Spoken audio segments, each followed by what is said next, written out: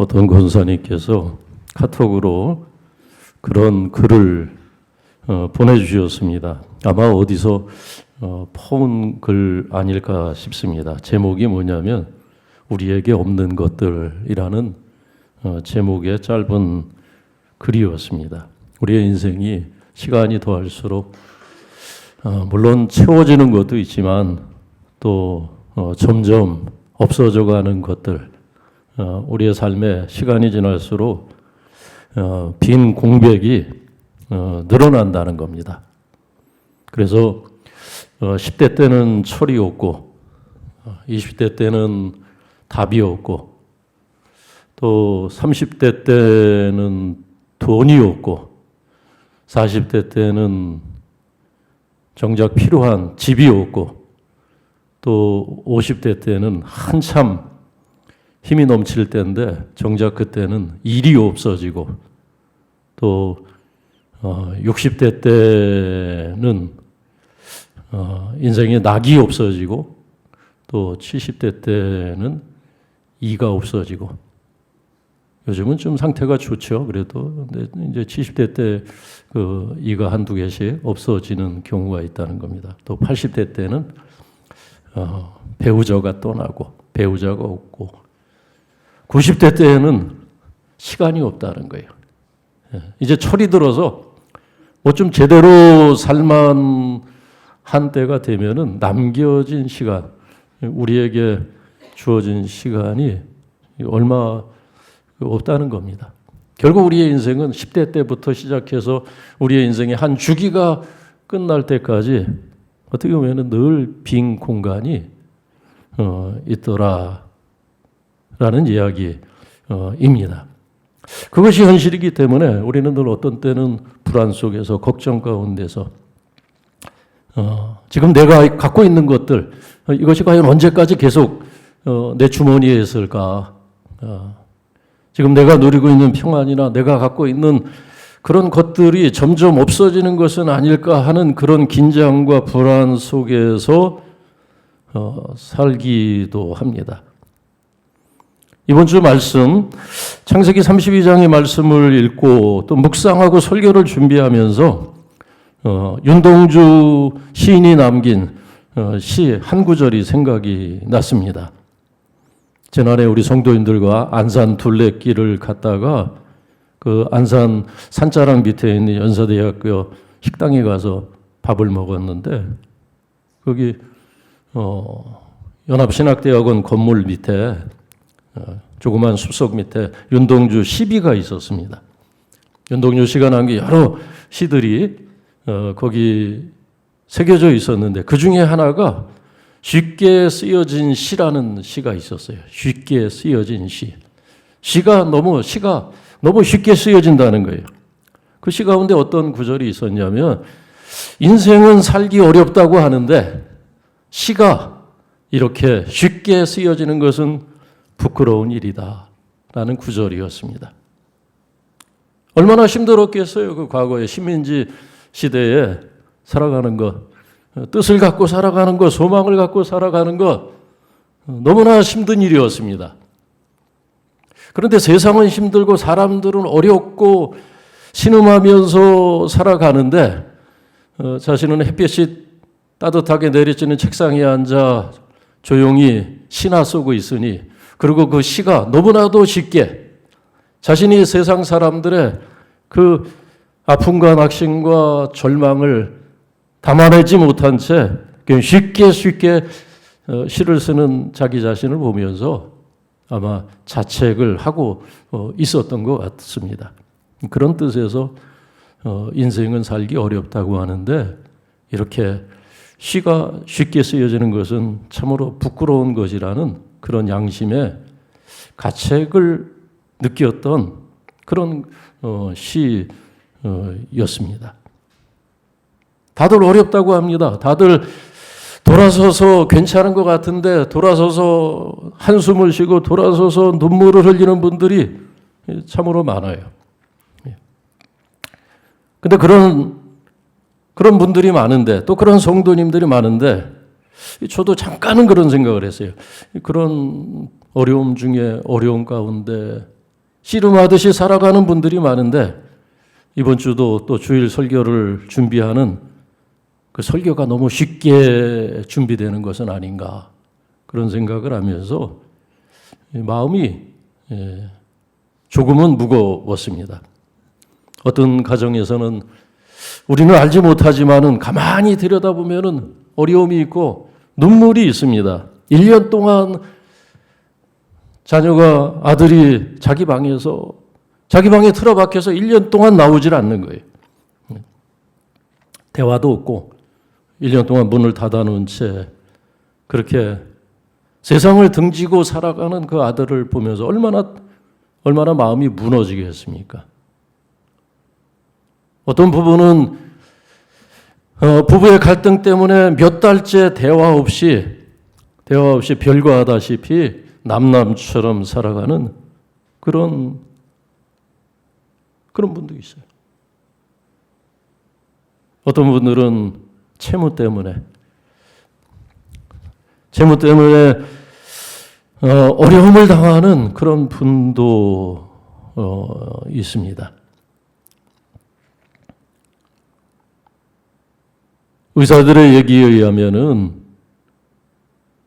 우리가 갖고 있는 만병의 원인이 불안과 염려와 걱정이라고 합니다. 불안과 염려와 그것으로 인한 우리 마음의 스트레스, 그 스트레스를 통제하지 못하면 그것이 통제되지 않은 채 계속해서 스트레스에 노출되면은 그것이 그 마음의 무거운 짐이 결국은 몸의 병으로 그렇게 그 스트레스가 발산이 된다는 겁니다. 정도 차이는 있지만은 우리 모두가 사실은 어느 정도의 근심과 걱정, 어떤 분들은 그것이 너무 커서 견딜 수 없는 그런 불안 속에서 살아가기도 합니다. 지금은 내가 건강한데 과연 내가 내일도 아니 10년 후에도 내가 과연 건강할 수 있을까? 이 건강을 잃어버리는 것은 아닐까? 건강 염려증에 건강해도 건강 염려증에 또 고민을 해요. 지금 먹고 살만 해도 과연 내가 계속해서 내가 이 재산을 유지할 수가 있을까? 과연 내가 내일도 내게 문제가 없을까? 가난해지는 것은 아닌가? 지금보다 더 가난해지는 것은 아닌가? 또 내 자녀들이 과연 제대로 살아갈 수 있을까? 이 험한 세상을 자기 일을 잘하면서 살아갈 수 있을까? 또 자녀들 때문에 마음이 무거운 그런 분들도 있습니다. 오늘 우리는 본문의 말씀에서 이 야곱이 마음에 갖고 있었던 심각한 불안을 우리가 보게 됩니다. 그 불안이 컸어요. 근심과 염려가 상당한 것이었습니다. 7절 말씀 보면은 심히 두려워했다는 거예요. 심히 두려워해서 그 마음이 그냥 답답한 마음에 무거운 짐을 올려놓고 마치 호흡이 힘든 것 같은 숨을 제대로 쉴 수 없을 것 같은 그런 지경에서 힘들어하는 야곱의 모습을 보게 됩니다. 우리는 비단 야곱뿐만 아니라 성경에 보면 수많은 인물들, 수많은 사람들 보면은 때로 환난과 역경을 겪으면서 풍랑을 헤쳐나가면서 살아가는 그런 사람들의 모습을 보게 되는데 오늘 야곱은 그의 인생에 있어서 한번 큰 위기를 맞이하게 됩니다. 야곱은 적어도 그렇게 생각을 하고 있어요. 내 인생의 최대 위기다. 우리는 제3자 입장에서 보면은 이야기의 앞과 뒤와 그 결말을 알기 때문에 우리는 그렇게 심각할 것도 없고 걱정할 것도 없지만 야곱의 입장에서 지금 그가 처한 그런 상황에서 그는 큰 위기 속에서 모든 것이 무너질 수 있다는 자기가 지금 가지고 있는 모든 것을 잃게 될 수 있다는 그것 때문에 두려워하고 겁을 먹고 있는 그런 모습을 보게 됩니다. 야곱의 마음이 간담이 서늘해졌어요. 그 등골이 오싹해지고 머리가 쭈삣쭈삣 서는 그런 두려움을 지금 느끼고 있습니다. 무엇 때문에 그렇습니까? 무엇 때문에? 에서 때문에.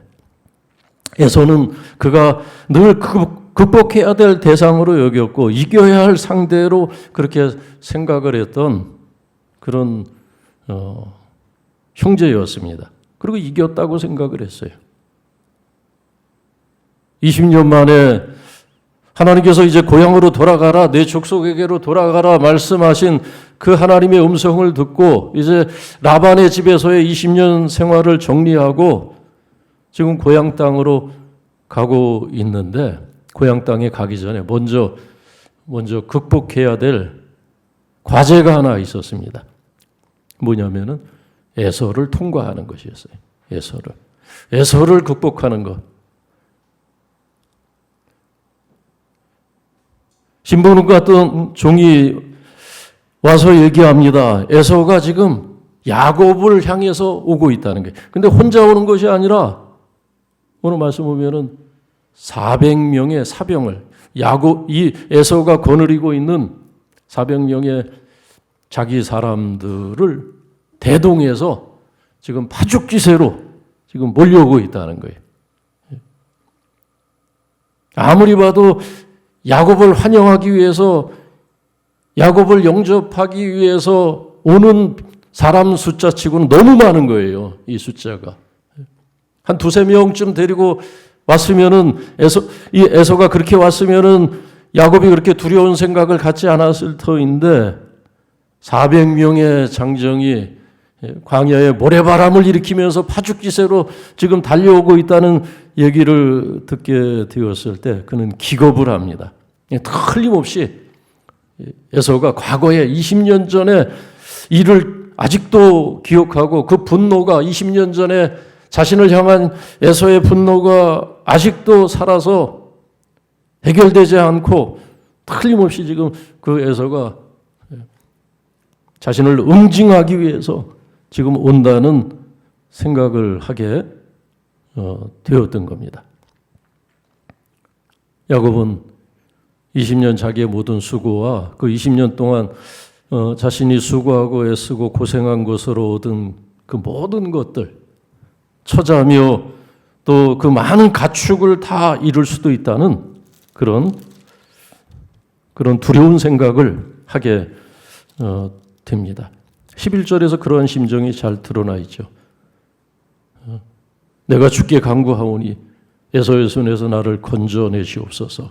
내가 그를 두려워함은 그가 와서 나와 내 처자들을 칠까 겁이 나기 때문이니이다.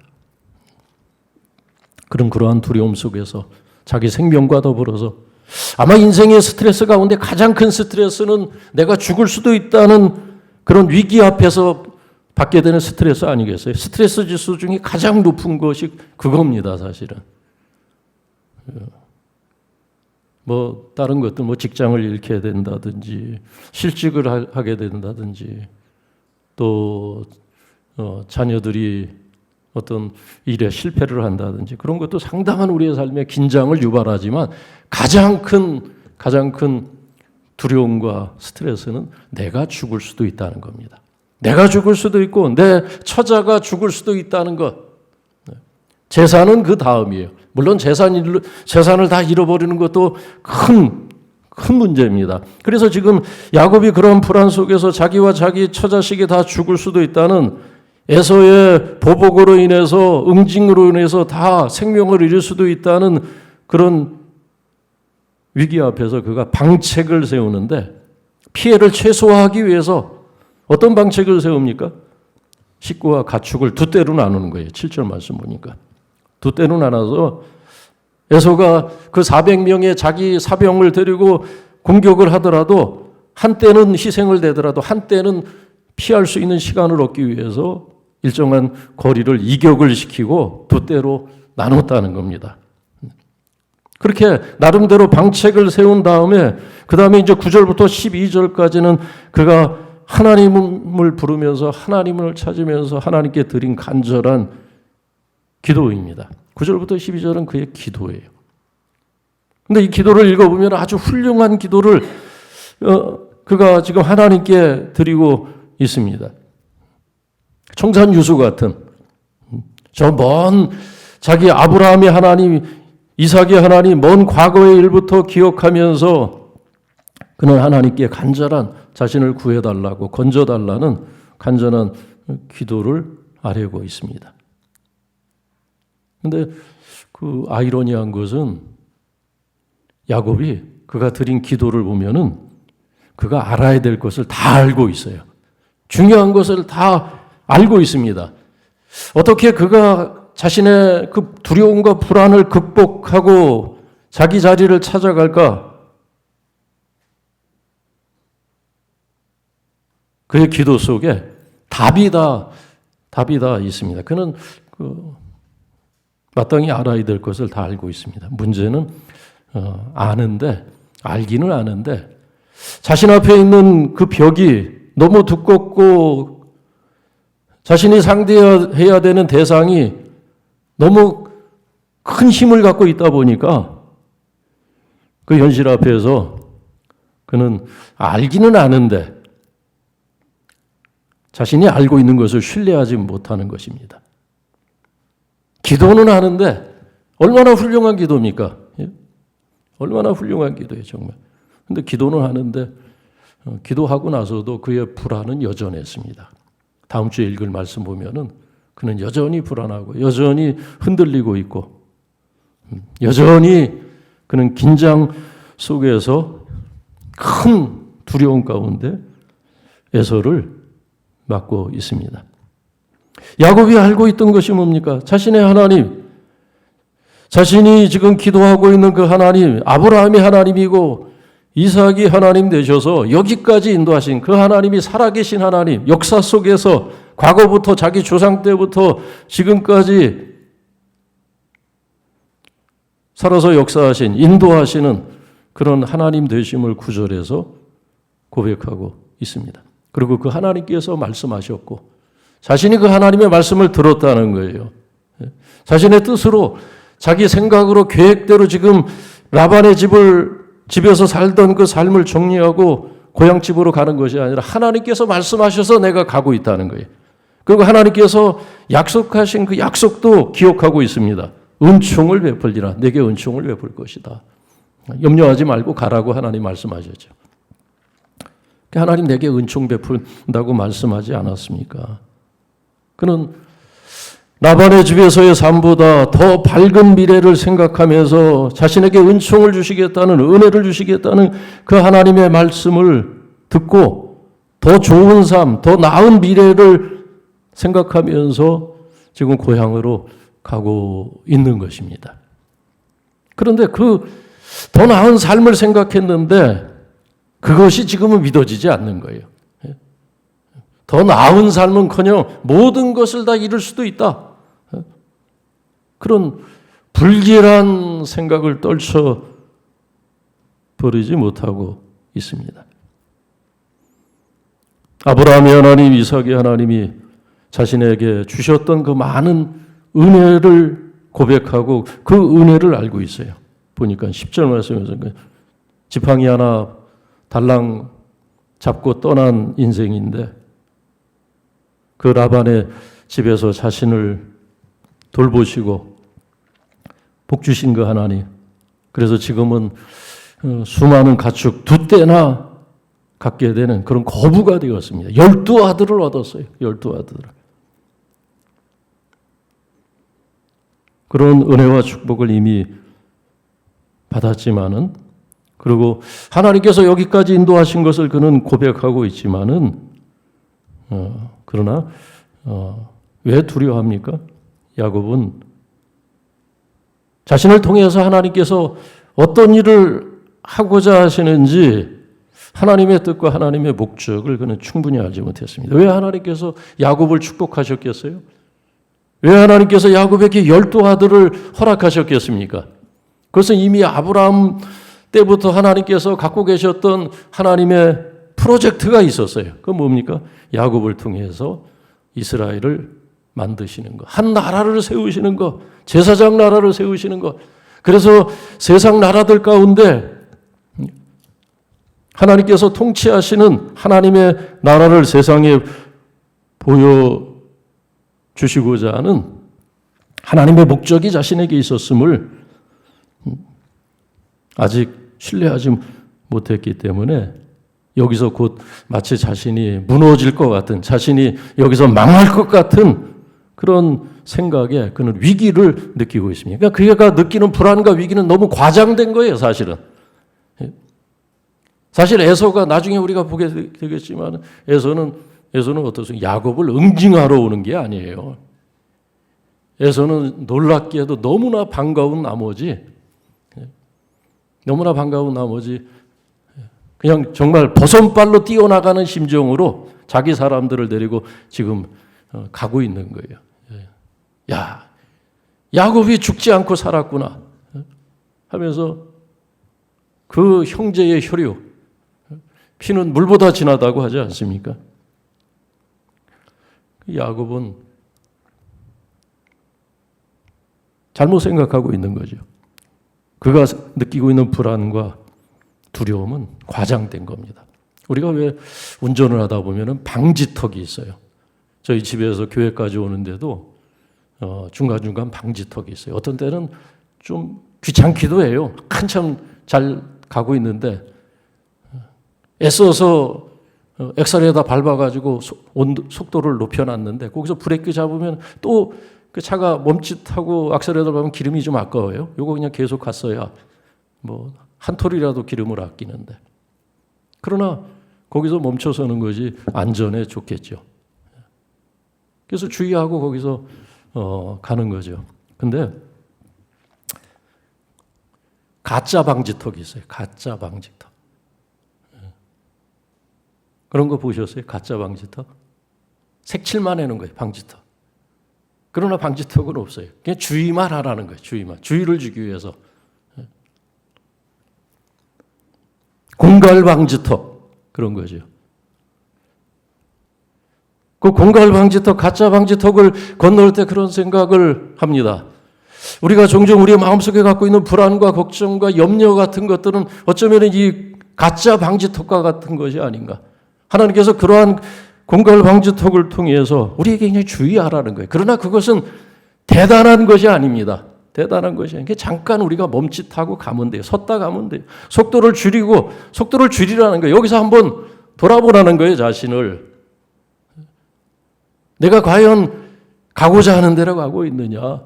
하나님께서 우리를 향해서 갖고 계신 그 목적을 향해서 살아가고 있는지 한번 돌아볼 기회를 주시는 것 아니겠습니까?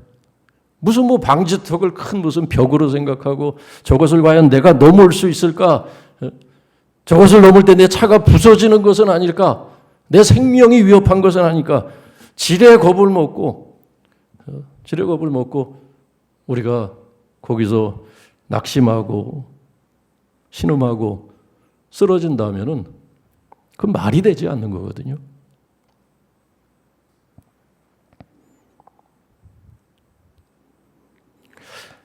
우리가 요즘 매일 성경 호세아서 말씀을 지난 한 주 묵상하고 있는데 호세아는 이스라엘 백성에게 여호와를 알라고 그렇게 외치고 있습니다. 너희를 향한 하나님의 계획을 알라는 거예요.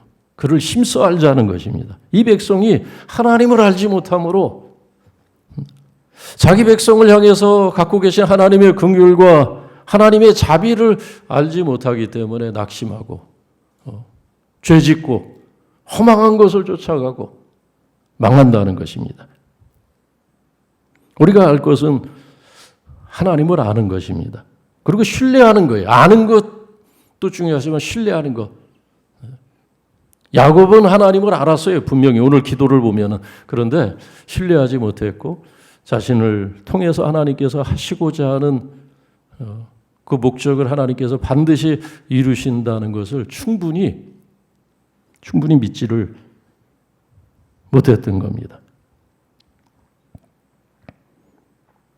죽고 싶을 때 어떤 분이 죽고 싶다는 얘기를 전에 하는 걸 들었어요. 죽고 싶다. 얼마나 힘들면 죽고 싶다는 얘기를 하겠습니까? 사실 마음속에 그런 생각을 한두 번쯤 해보면서 살아가는 분들이 있어요. 자녀들 때문에 또 여러 가지 위기를 겪으면서 그런 생각을 하기도 합니다. 그런데 낙심할 때, 마음이 힘들 때, 그때 사는 것이, 견뎌내는 것이 믿음이고, 낙심할 때 그때 오히려 소망을 찾는 것이 신앙이고, 반대일 경우도 있어요. 내가 살고 싶을 때 죽는 것이 믿음일 때가 있어요. 죽어야 되는데 또 억지로 그냥 애써서 살겠다고 또 길을 쓰는 것도 모양새가 안 좋아요. 내가 움켜쥐고 싶을 때, 갖고 싶을 때 내려놓는 것이, 그것이 하나님의 뜻일 때도 있습니다. 살고 죽는 것, 하나님께서 우리의 삶과 죽음을 통해서 하나님의 목적을 이루어 가시는 겁니다. 하나님의 부름받고 하나님의 구원받은 성도들을 통해서는 죽어도 하나님의 목적을 위해서 죽게 되는 거예요. 살아도 하나님의 목적을 위해서 사는 것입니다. 그것을 알아야 돼요. 그래서 어떻게 보면은 앞에서 소개한 글처럼 우리가 10대 때는 철이 없고 20대 때는 답이 없고 우리 인생 끝날 때까지 뭐 시간도 없고 그런 것 같지만 하나님의 목적, 우리의 삶을 이끌어 가시는 그 하나님의 목적을 생각할 때 없는 것 같지만은 사실 돌아보면 있는 것들로 오늘 야곱의 삶을 채워주신, 광야에서 라반의 집에서 야곱의 삶을 충만하게 채워주신 그 은혜가, 그 은혜 속에서 사실 우리가 살아가고 있는 것이 아닙니까? 반대로 생각해보면 10대 때는 꿈이 있고 20대 때는 젊음이 있고 30대 때는 아내가 있고 사랑이 있고 40대 때는 일이 있고, 그죠? 50대 때는 또 여유가 있고 60대 때는 손자 손녀들이 있고 70대 때는 자유가 있고, 자유롭잖아요. 이제는 그때는 다 자녀들도 다 독립하고 다 이제 일도 끝나고 다 자유가 있고 80대 때는 뭐가 있나요? 소망이 있죠. 소망이. 80대, 90대. 이제 하나님께서 부르시면 우리가 다 정리하고 아멘하고 소망을 품고 하나님께 갈 그 소망이 우리에게 있어요. 하나님이 우리를 살게 하시는 것은 어떻게 보면 그 소망 때문에 아니겠습니까? 세상에 하나님의 살아계심을 나타내고 영원한 것이 있다는 것, 세상에 보여주는 것. 그래서 성경은 우리에게 하나님께 소망을 두고 살라, 늘 그렇게 말씀하는 겁니다. 절망한 사람들에게, 죽고 싶다는 사람들에게, 마음이 두렵고 이 야곱처럼 그렇게 떨고 있는 사람들에게 성경은 어찌하여 낙심하느냐, 어찌하여 두려워하느냐, 너는 하나님께 소망을 두라고 말씀하지 않습니까? 그래서 전에 그런 힘든 얘기하는 분한테 제가 뭐 사람의 말이 무슨 위로가 되겠습니까? 그래서 시편 42편을 문자로 보내주고 힘든 생각 들 때마다 42편을 계속해서 묵상하십시오. 계속해서 읽고 그 말씀을 붙들라고, 그럼 힘을 얻을 거라. 그 42편 말씀이 그거예요. 낙심하지 말라는 거예요. 어찌하여 두려워하느냐? 너는 하나님께 소망을 두라. 그가 나타나 도우심으로 말미암아 내가 오히려 찬송하리로다. 없는 것 같지만, 우리 인생이 광야 같지만은 그 광야를 채우시는, 광야의 삶을 채우시는 그 하나님의 은혜가 우리에게 있음을 늘 기억하면서, 없는 것 같지만 우리 인생의 마지막 때 모든 것이 다 내 손가락 사이로 모래알처럼 빠져나간 것 같지만 마지막 순간에는 그 누구도 빼앗을 수 없는 소망이 우리에게 있다는 것 기억하시면서 이번 한 주 야곱이 그렇게 살아야 했던 것처럼 이 세상을 소망과 믿음으로 승리하는 한 주 되시기를 주의 이름으로 축원합니다. 살아계신 하나님 아버지, 아브라함과 함께 하시고 이삭과 함께 하시고 야곱과 동행하신 우리 하나님께서 오늘 우리와 함께 하심을 신뢰함으로 세상을 믿음으로 소망으로 담대하게 살게 하여 주옵소서. 예수님의 이름으로 기도하옵나이다. 아멘.